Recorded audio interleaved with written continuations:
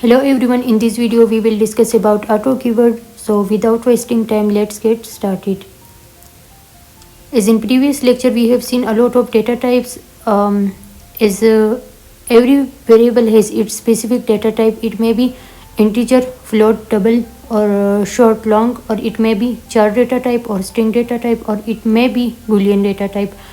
But what if we didn't want to mention the specific data type? In that case we will use auto keyword. Always remember that auto is a keyword, not data type. So now let's explain it in detail. So by using auto keyword, the compiler automatically detects the type of data of date value you assign to a variable, or in short we can say that it's a type detector. Whenever we didn't mention the specific data type of a variable and instead we use auto keyword, then the compiler will detect its data type and will show no error. Now let's see its examples. So auto score equal to 6000. Here I didn't mention the specific data type, instead I used auto keyword.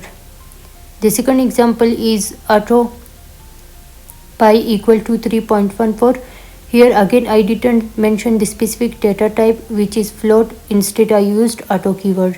And the third one is auto name equal to elif, and here again I didn't mention the specific data type, instead I used auto keyword.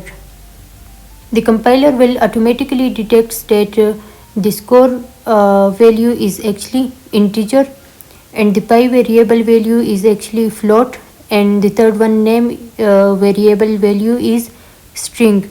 So compiler will automatically detect its data type.